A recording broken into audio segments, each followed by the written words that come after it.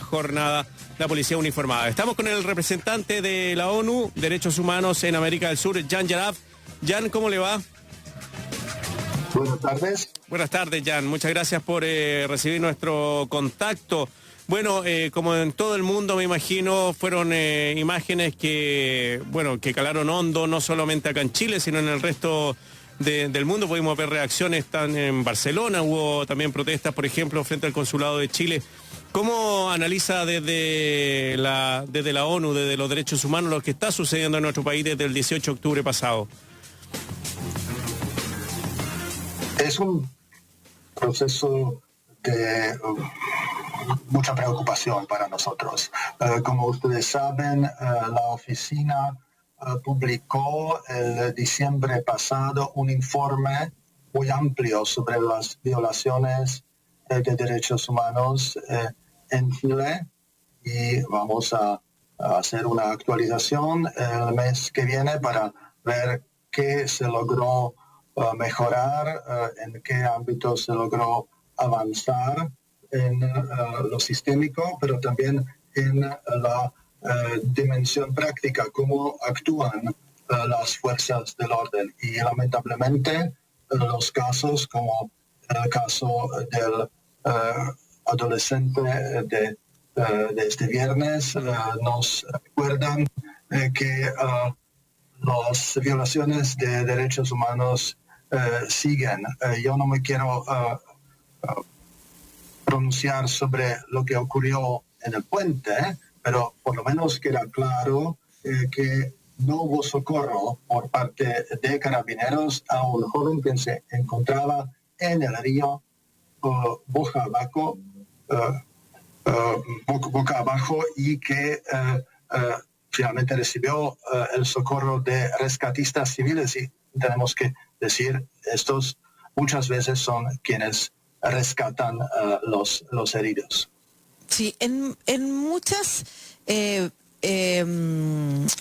liderazgos, tanto del sector oficialista como también al interior de las Fuerzas Armadas, o de Carabineros en este caso, las Fuerzas de Orden y Seguridad, se utiliza el argumento de la violencia de los manifestantes. De hecho, por el caso del adolescente que cayó o que fue empujado al río Mapocho, se dice incluso que no es una blanca paloma, y que blanca paloma aduciendo a que no es una persona sin responsabilidades, sin culpa, casi como si fuera un delincuente. De hecho, se le menciona como una persona que habría estado causando desórdenes también.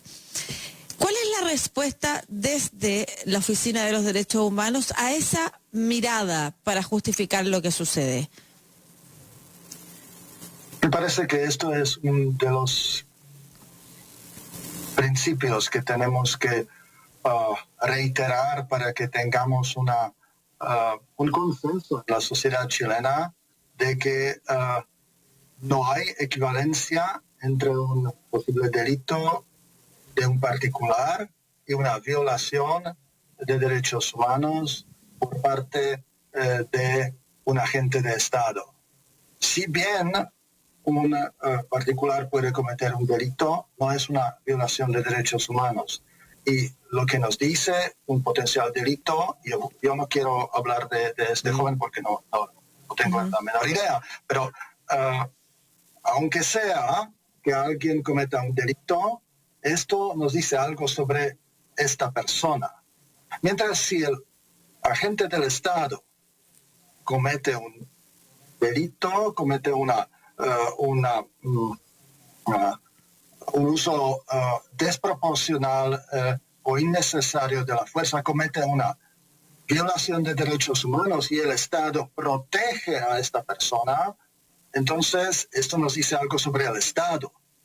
Eso es mucho más grave. Y segundo, lo que me parece como prioridad es que necesitamos un consenso de qué tipos de delitos son los más graves, qué tipo de bienes deben de ser los más protegidos. Los más protegidos tienen que ser la vida humana. Estos son prioritarios, más que proteger en contra de desórdenes o daños materiales a objetos. Y esto me parece que aún no tenemos este consenso en Chile hoy. Y no hablo solo sobre las autoridades. En la sociedad chilena me parece que esto falta. Estamos conversando con el representante de ONU Derechos Humanos en América del Sur, Jan Jarab, sobre la situación que se está viviendo en nuestro país. Jan, me imagino que dentro de las recomendaciones que ustedes hicieron en diciembre pasado fue una mayor tutela civil sobre la Fuerza Armada y Carabineros. ¿Les sorprendió el actuar de la policía uniformada en estos últimos meses, que no haya cambiado mucho de lo que vimos en octubre pasado o lo que a final de año del año pasado? Así es.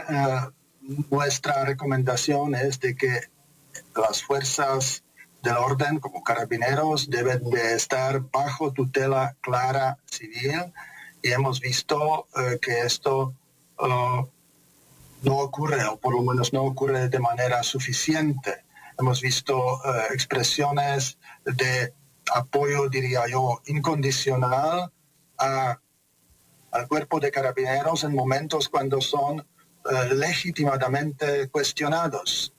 Estamos en una situación donde del estallido social tenemos más que 400 personas con daños oculares. Esto es espantoso. Entonces, ¿cómo no cuestionar el actuar de estas fuerzas del orden? ¿Cómo les da continuar respaldar de manera prácticamente incondicional, como estamos observando? Y además se ve que hasta cuando, no solo cuando es una organización internacional como la nuestra o el INDH, sino hasta en caso cuando la Contraloría de la República identifica irregularidades por parte del cuerpo de carabineros, los propios carabineros se defienden y la esfera política defiende a los carabineros.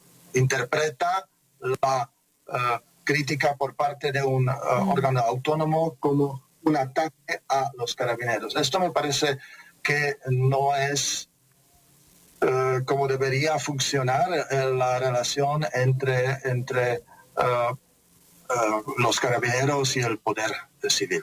Esa es una buena pregunta, esa es la pregunta que le tenía, de hecho, es ¿cuál debiera ser la respuesta del poder civil en su conjunto?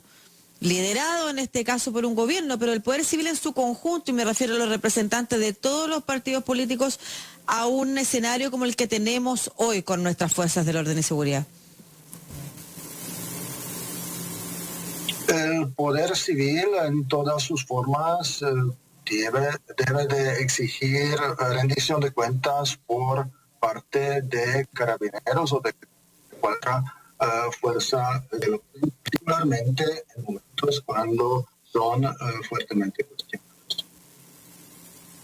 Jan, ¿a usted le llama la atención el respaldo constante que hace la autoridad chilena, independiente del gobierno que sea, pero la situación de Carabineros se viene arrastrando por décadas, diría yo, una relación violenta con los manifestantes?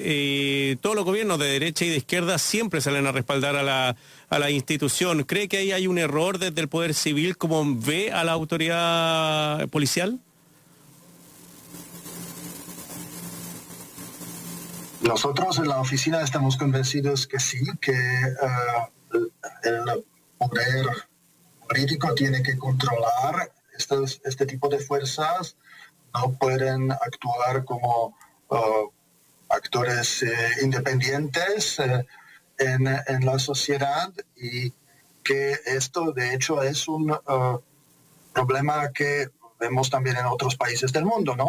Yeah. En este año se agudizó o se más bien visibilizó en Estados Unidos, en varios países europeos, el actuar racista de policías, también algo que la sociedad no quiso ver hasta que resultó en protestas masivas.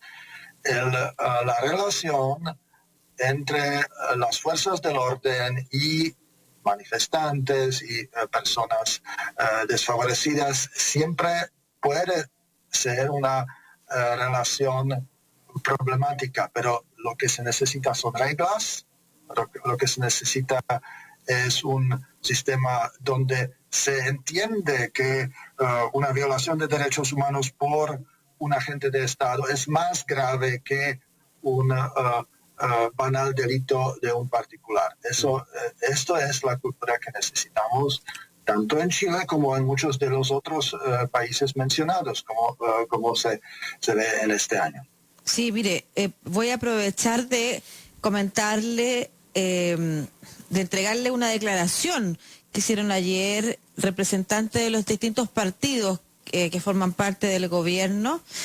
Dicen que apoyarán a Carabineros siempre y que la oposición tiene que decidir si van a estar por la democracia, por los derechos de los ciudadanos o a favor de los delincuentes. ¿Hay una diferencia entre la democracia, los ciudadanos y lo que ellos llaman delincuentes, o los delincuentes en general, personas que, por ejemplo, puedan haber sido efectivamente condenadas por algún delito, aunque en este caso se refieren a delincuentes a quienes forman parte de las manifestaciones?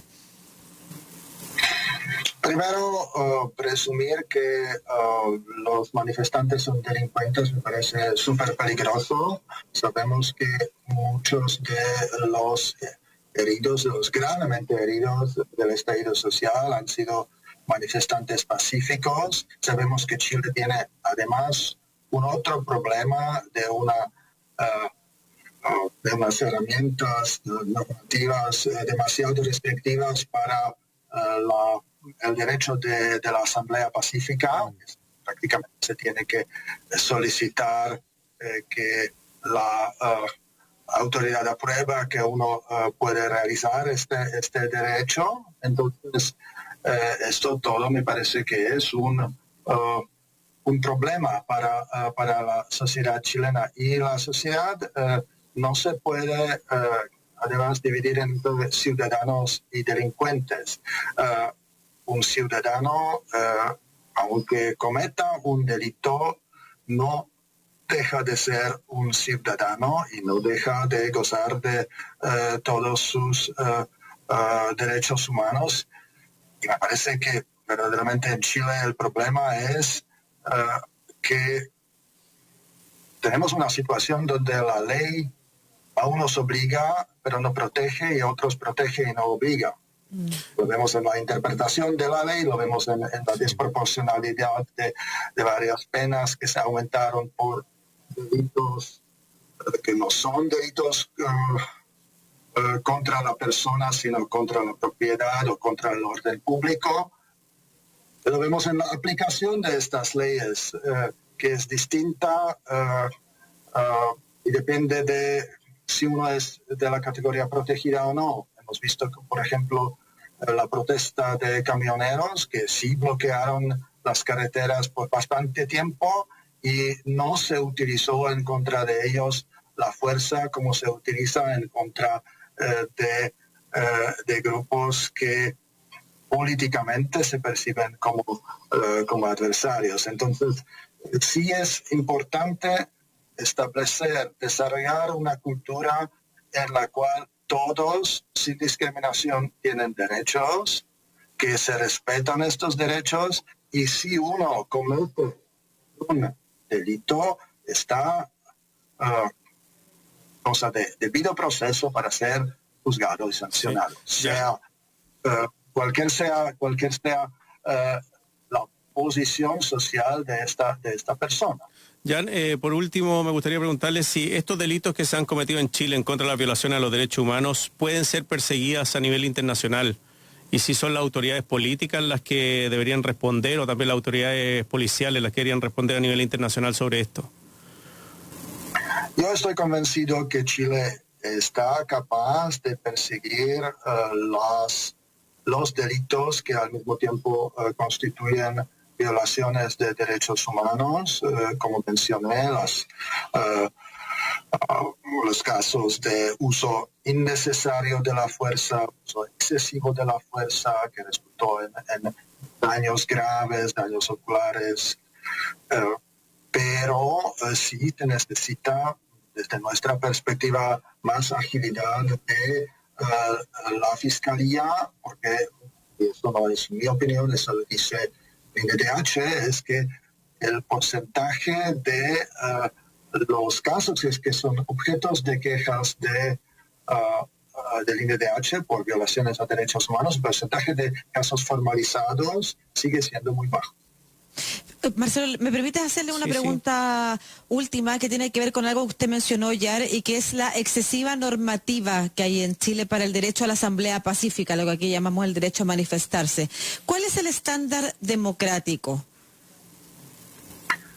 Bien, el derecho a asamblea pacífica no debe de pasar por una aprobación de la autoridad. Se puede exigir una información, pero no debe de ser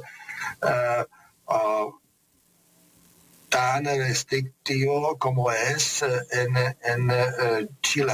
Afortunadamente, el Ministerio de Justicia y Derechos Humanos empezó un proceso de consultaciones sobre una posible nueva ley en el ámbito de derecho a la asamblea pacífica, lo que nos parece muy útil porque sabemos que hasta hoy esto está regulado por un mero decreto presidencial, además de los años de la dictadura. Entonces, sí es algo que necesitamos